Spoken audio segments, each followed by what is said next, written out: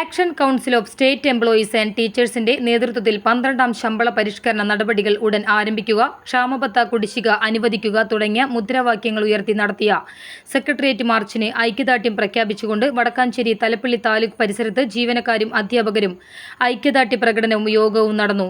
KGNA സംസ്ഥാന president Shiny Antony യോഗം ഉദ്ഘാടനം ചെയ്തു. KGOA ജില്ലാ സെക്രട്ടറി രാജീവ് KR അധ്യക്ഷത വഹിച്ചു. കേരള NGO യൂണിയൻ സംസ്ഥാന കമ്മിറ്റി അംഗം RL സിന്ധു, KSTA ജില്ലാ executive Bibin Joseph, NGO union ജില്ലാ കമ്മിറ്റി അംഗങ്ങളായ സജീഷ് കുമാർ, ഷാജേഷ് ജയകുമാർ, ഹിമ എന്നിവർ നേതൃത്വം നൽകി. ഗുണനിലവാര വർധന എന്നുള്ള കാര്യത്തിലേക്ക് ഭരണകൂടം കടന്നിരിക്കുകയാണ്. സിവിൽ സർവീസിനെ എങ്ങനെ സംരക്ഷിക്കണം എന്നുള്ളതിന്റെ മാതൃക ലോകരാജ്യങ്ങൾക്കും ഒപ്പം തന്നെ ഇന്ത്യ മഹാരാജ്യത്തെ വിവിധ സംസ്ഥാനങ്ങൾക്കും കേരളം നൽകി.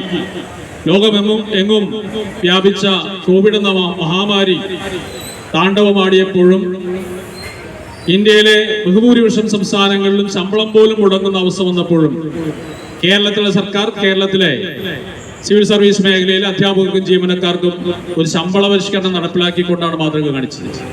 മറ്റു പല സ്ഥലങ്ങളിലും ശമ്പളം പോലും നൽകാനില്ലാത്ത അവസ്ഥ ഉണ്ടായി എന്നുള്ളതാണ് നമ്മൾ മനസ്സിലാക്കേണ്ടത്.